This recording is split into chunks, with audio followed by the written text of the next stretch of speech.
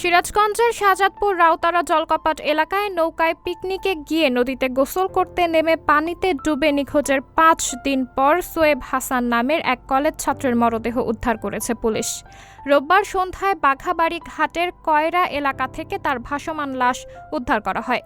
এর আগে গত বুধবার বেলা 2:15টার দিকে উপজেলার রাউতারা জলকপাট এলাকায় সে পানিতে ডুবে নিখোঁজ হয়। খবর পেয়ে বেলা 5:30টার দিকে রাজশাহী থেকে 4 সদস্যের একটি ডুবুরি দল এসে 2 দফায় উদ্ধার অভিযান শুরু করে। নিখোঁজ সোয়েব হাসান সিরাজগঞ্জের উল্লাপাড়া উপজেলার ঘোষগাতি গ্রামের আব্দুস সালামের বাবু মিয়ার একমাত্র ছেলে। সে ঢাকা আইডিয়াল স্কুল অ্যান্ড কলেজের এইচএসসির মানবিক বিভাগের ছাত্র ছিল। পুলিশ, ফায়ার সার্ভিস, নিহত শিক্ষার্থীর সহপাঠী ও স্থানীয় প্রত্যক্ষদর্শীদের সাথে কথা বলে জানা যায় 20 জন বন্ধু মিলে গত বুধবার সকালে উল্লাপাড়া থেকে একটি নৌকা নিয়ে জেলার শাহজাদপুর উপজেলার রাউতারা জলকপাট এলাকায় পিকনিক করতে যায় তারা। এরই এক পর্যায়ে বেলা 1:45টার দিকে বন্ধুরা সবাই মিলে গোসল করতে নামে নদীতে। সাঁতার না জানা সোয়েব হাসান বন্ধুদের সাথে গোসলের সময় ঝাপাঝাপির এক পর্যায়ে পানিতে ডুবে যায়। সে সময় সহপাঠীরা অনেক খোঁজাখুঁজি করেও তাকে না পেয়ে স্থানীয় ফায়ার সার্ভিস কার্যালয়ে খবর দেয়।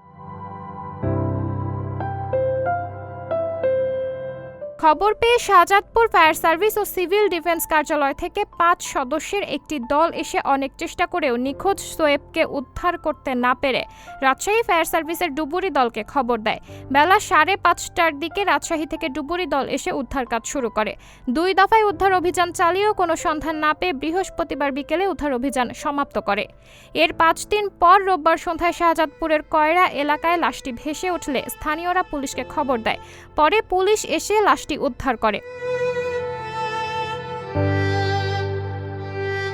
ফায়ার সার্ভিস ও সিভিল ডিফেন্স শাহজাদপুর কার্যালয়ের ভারপ্রাপ্ত কর্মকর্তা এস.এম. রেজাউল করিম বিষয়টি নিশ্চিত করে বলেন, বুধবার বিকেলে রাজশাহী থেকে 4 সদস্যের ডুবুরি দল এসে 2 দফায় উদ্ধার কাজ শুরু করলেও নিখোঁজ কলেজ ছাত্রের লাশের কোনো সন্ধান না মেলায় বৃহস্পতিবার বিকেলে উদ্ধার অভিযান সমাপ্তি করে তারা চলে যায়।